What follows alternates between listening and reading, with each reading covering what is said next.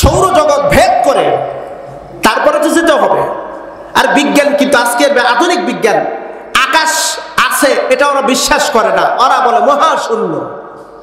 বিজ্ঞান বলে মহাশূন্য, আকাশ বলতে কিচ্ছু টিচ্ছু নাই, কারণ সৌরজগতের পর ওরা আর আবিষ্কার করতে পারেনি।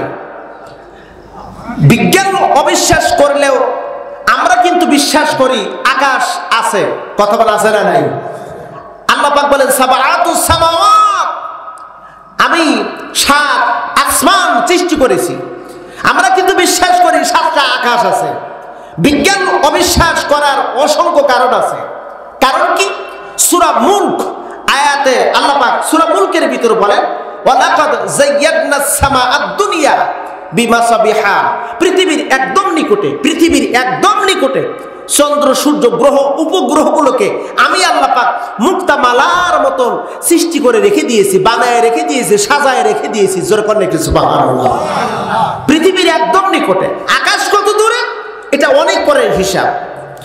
বিজ্ঞান প্রমাণ করেছে সৌরজগৎ, এই যে সৌরজগতের সংজ্ঞাও তারা বলেছে সূর্যকে কেন্দ্র করে ঘূর্ণায়মান জগৎটাকে বলা হয় সৌরজগৎ। তাদের একটা থিওরিটি, পৃথিবীর চাইতে সূর্য হলো 13 লক্ষ গুণ বড়। পৃথিবীর চাইতে সূর্য হলো 13 লক্ষ গুণ বড়। ওরা গবেষণায় যা বলেছে, এই পৃথিবী থেকে পৃথিবীর একটা শক্তি আছে, এটাকে বলা হয় মাধ্যাকর্ষণ শক্তি। পৃথিবীর একটা শক্তি, শক্তিটার নাম হলো মাধ্যাকর্ষণ শক্তি। মাধ্যাকর্ষণ শক্তির কাজ হলো ও সব কিছু নিজের দিকে টেনে আনে। মাধ্যাকর্ষণ শক্তি নিজের দিকে টেনে আনে। মাধ্যাকর্ষণ শক্তি আছে বলেই আমরা প্রত্যেকটা দ্রব্যমূল্য সঠিক ওজন করতে পারি। মাধ্যাকর্ষণ শক্তি আছে বলেই বিল্ডিং গুলো দাঁড়ায় আছে। মাধ্যাকর্ষণ শক্তি আছে বলেই আমরা জমিনে হাঁটা চলাফেরা করতে পারি। মাধ্যাকর্ষণ শক্তি আছে বলেই পাহাড় এখনো দাঁড়িয়ে আছে। তবে বিজ্ঞান আরো প্রমাণ করেছে এই পৃথিবীর এই মাটি থেকে মাত্র 52 কিলোমিটার উপরে গেলেই মাধ্যাকর্ষণ শক্তি নাই, কোনো অক্সিজেন নাই। যারা আপনারা হজ করেছেন, প্লেনে যারা উঠেছেন, আমি তো অসংখ্যবার উঠেছি, আমি প্লেনের দেখেছি প্লেনের ভিতরে এক্সট্রা অক্সিজেন ব্যবহার করা হয়। প্লেনের ভিতরে কিন্তু অক্সিজেন ব্যবহার করা হয়, কারণ 52 কিলোমিটার উপরে উঠলে আপনার ওখানে অক্সিজেন থাকবে না। বিজ্ঞান চিন্তা ভাবনা করলো যে মেরাজ কেমনে হলো, রসুল কিভাবে উপরে উঠলো, সেখানে তো অক্সিজেন নাই, অক্সিজেন ছাড়া মানুষ বাঁচবে কেমনে? আর মাধ্যাকর্ষণ শক্তিকে ভেদ করে উপরের দিকে যদি উঠতে হয়, বিজ্ঞান বলেন সেকেন্ডে 9 কিলোমিটার গতিতে উঠতে হবে। বিজ্ঞানের তাদের থিওরিটি, মাধ্যাকর্ষণ শক্তিকে ভেদ করে উপর দিকে যদি কেউ উঠতে চায় তাহলে সেকেন্ডে 9 কিলোমিটার গতিতে উঠতে হবে। ওরা সূর্যের তাপমাত্রাকে পরীক্ষা নিরীক্ষা করে বলেছে সূর্যের নিজস্ব তাপমাত্রা, সূর্যের উল্টো দিকের তাপমাত্রা হলো 60,000 ফারেনহাইট। আর এই পৃথিবীর দিকে যখন সূর্য তার নিজস্ব শক্তি যখন প্রয়োগ করে, সূর্যের তাপমাত্রা হচ্ছে 15 কোটি কিলোমিটার, 15 কোটি ডিগ্রি সেলসিয়াস তাপমাত্রা। পৃথিবী থেকে সূর্যের দূরত্ব হলো 15 কোটি কিলোমিটার। লোহা গলাতে সূর্যের তাপমাত্রা প্রয়োজন, লোহা গলাতে তাপমাত্রা প্রয়োজন হয় 1500 ডিগ্রি। 1500 ডিগ্রি তাপমাত্রা তৈরি করলে লোহা গলে পানি হয়ে যায়। এখন তাপমাত্রা কম। গ্রীষ্মকালীন সময় যখন আসে তখন 38 ডিগ্রি সেলসিয়াস তাপমাত্রা, 39 ডিগ্রি সেলসিয়াস তাপমাত্রা, 40 ডিগ্রি, 42 ডিগ্রি, 45 ডিগ্রি, 48 ডিগ্রি তাপমাত্রা হলে আমরা ঘর থেকে বের হতে পারি না। কথা বলেন ঠিক আছে না নাই? তাহলে ওদের যুক্তি হলো সূর্যের নিজস্ব তাপমাত্রা হলো 15 কোটি ডিগ্রি সেলসিয়াস তাপমাত্রা। এই তাপমাত্রাকে ভেদ করে মোহাম্মদ বিন আব্দুল্লাহ কেমনে উপরে উঠলো আমাদের বুঝে আসে না। তবে ওরা কিন্তু আরো কিছু যুক্তি উপস্থাপন করছে। ওরা যুক্তি উপস্থাপন করছে যে এই সূর্যের আলো, সূর্যের এই যে তাপমাত্রা, এই তাপমাত্রা শরীরে লাগবে না। কেন লাগবে না?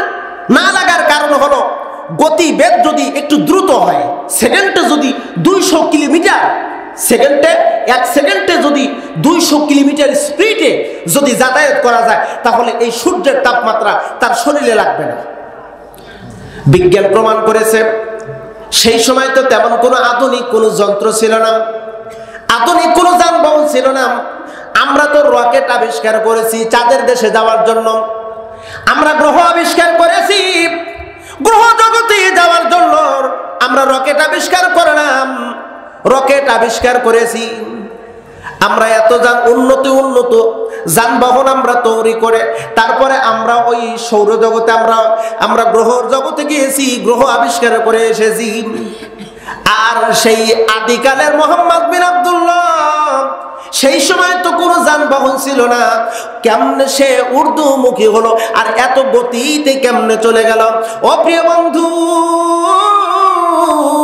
আমার নবীকে আল্লাহ পাক মেরাজ করাইছিলেন, যেই যানবাহনের উপরে সওয়ারি করে মেরাজ করাইছিলেন ওই যানবাহনের নাম হলো বোরাক। নাম কি? একটু জবান খুলে বলো, নাম কি? যানবাহনের নামটি হলো বোরাক। বোরাক অতি দ্রুতগামী একটা যানবাহন। আধুনিক বিজ্ঞান বোরাক শব্দটাকে মডিফাই করে একটা নাম বানাইছে, তার নাম হলো বারকুন। বারকুন আরবি শব্দ, বাংলা অর্থ হলো বিদ্যুৎ, ইলেকট্রিক। এই যে বিদ্যুৎ, এই বিদ্যুতের গতি বিজ্ঞান প্রমাণ করেছে 1 সেকেন্ডে 200 কিলোমিটার। 1 সেকেন্ডে কয় কিলোমিটার? বিদ্যুৎ 1 সেকেন্ডে 200 কিলোমিটার অতিক্রম করবে। প্রিয় বন্ধু, মানুষের সৃষ্টি, মানুষের তৈরি বিদ্যুৎ, লোহার তারের মাধ্যম দিয়ে বিদ্যুৎ যদি 1 সেকেন্ডে যদি 200 কিলোমিটার যদি অতিক্রম করতে পারে, বারকুন মানে বিদ্যুৎ। আর আল্লাহর দেওয়া, আল্লাহ যেই যানবাহনটি প্রিয় নবীকে নেওয়ার জন্য পাঠাইছিলেন সেই যানবাহনের নাম হলো বোরাক। এই বোরাকের গতি এত দ্রুত, এত দ্রুত, চোখ বন্ধ করবে, চোখ খুলবে, মুহূর্তের ভিতর এক অঞ্চল থেকে আর এক অঞ্চলে আল্লাহ পাক পৌঁছে দিয়েছেন। একটু জোরে বলেন না, একটু সুবহানাল্লাহ। বিজ্ঞান ওরা বলে মহাশূন্য আকাশ নাই, আকাশ নাই। এই পৃথিবীর চাইতে সূর্য 13 লক্ষ গুণ বড়। আর সূর্যের চাইতে আমরা ছোট ছোট তারকা দেখি, মিটমিট করে জ্বলতেছে, জোনাকির আলোর মতন জ্বলে। এই মিটমিট করে ছোট্ট ছোট্ট আলো যে জ্বলে, বিজ্ঞান বলে এক একটা তারকা সূর্যের চাইতে কোটি কোটি গুণ বড়, কোটি কোটি গুণ বড়। কত তারকা আছে প্রিয় ভাইরা, আমার বাবাজিরা, মুরব্বীরা, কথাটা ভালো করে বুঝবেন। পৃথিবী, এই যে পৃথিবী প্রায় 250টা রাষ্ট্র বিশিষ্ট একটা পৃথিবী। অনেককে যদি জিজ্ঞেস করি কয়টা রাষ্ট্র ভ্রমণ করেছেন, কেউ হয়তো বা বলবেন 2টা, 3টা, 5টা, 7টা। আমরা অনেকে বলবেন হুজুর সিরাজগঞ্জই পার হই নাই। বাংলাদেশই তো পুরো বাংলাদেশ দেখিনি। আল্লাহ আমাকে 2011 সাল থেকে গোটা বাংলাদেশের এমন কোন জেলা নাই যে জেলায় আল্লাহ আমাকে সফর করার নেই। প্রায় প্রত্যেকটা জেলায় আমি সফর করছি, প্রায় প্রত্যেকটা উপজেলায় প্রায় আমার সফর হয়ে গেছে। বহির্বিশ্ব আমি সফর করেছি। ছোট্ট বাংলাদেশ যখন আমি সফর করি, এক জেলা থেকে আর এক জেলায় যখন যাতায়াত করি, পৃথিবীর একটা মানচিত্র দেখি, মানচিত্রের ভিতরে বাংলাদেশ লিখতে যতটুকু জায়গা লাগে এর চাইতেও ছোট্ট একটা ম্যাপে দেখা যায় ছোট্ট জায়গা। এই ছোট্ট জায়গা ভ্রমণ করতে যদি এত দিন, এত সময় লাগে, 250টা রাষ্ট্র পৃথিবী কত বড়, কত বড় যা আমরা কিন্তু ভ্রমণ করে শেষ করতে পারবো না।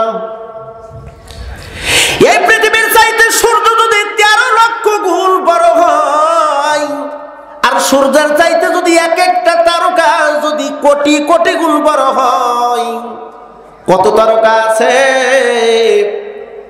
আল্লাহ আর নবী বলেন তারকার হিসাব একমাত্র জানেন আমার আল্লাহ, কেউ গুণে শেষ করতে পারবে না। যদি কোনো ব্যক্তি বা সমুদ্রের বেলাভূমিতে দাঁড়ায় বালুকণা যদি গুনে, বেলাভূমিতে দাঁড়ায় বালুকণা গুনবে, বালুর একটা স্তূপ গুনে শেষ করতে পারবে না। রাসূল বলেছেন তারপরেও যদি বালুর ওই স্তূপ যদি একটা একটা করে যদি গুনে শেষ করতেও পারে, কিন্তু আল্লাহর আকাশে অর্থাৎ আমরা যে তারকা দেখি কত তারকা আছে তারকা গুণে শেষ করতে পারবে না। বিশাল বিস্তীর্ণ একটা এরিয়া নিয়ে এরিয়ার ভিতর তারকারাজি গ্রহ উপগ্রহ চন্দ্র সূর্যগুলোকে আল্লাহ পাক লাগাই দিয়েছেন।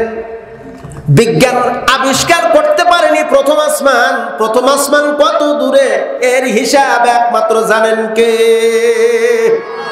একমাত্র জানেন আল্লাহ। তথাপিও বিজ্ঞানরা অনুমান ভিত্তিক তারা বলেছে এই দুনিয়া থেকে প্রথম আসমানের দূরত্ব হলো 500 আলোকবর্ষ। 500 আলোকবর্ষ। আলোকবর্ষ কি? আলোকবর্ষ হলো আলোর গতিকে নির্ণয় করে তারা একটা থিওরিটি দিয়েছে।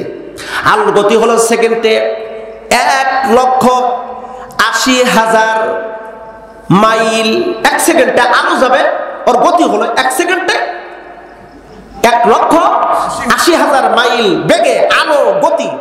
1 মিনিটে কত কিলো, 1 ঘন্টায় কত কিলো, 1 দিনে কত কিলো, 1 মাসে কত কিলো, 1 বছরে কত কিলো যাবে, 100 বছরে কত কিলো যাবে, 500 বছরে কত কিলো যাবে। ক্যালকুলেটর, কম্পিউটার, হিসাব ধারণ ক্ষমতা তাদের নাই। এত রাস্তা, যত রাস্তা অতিক্রম করবে 500 বছর যেতে, এতটুকু রাস্তা অনুমান করে বলেছে এই দুনিয়া থেকে প্রথম আসমান বরাবর। চিল্লাগুলিটা আল্লাহু আকবার।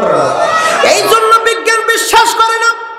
বিজ্ঞান বলে নবীজির মেরাজ মিথ্যা, মিথ্যা। আমরা মুসলিম, আমরা তো বিশ্বাস করি মেরাজ প্রিয় নবীজির হয়েছে, মেরাজ সত্য।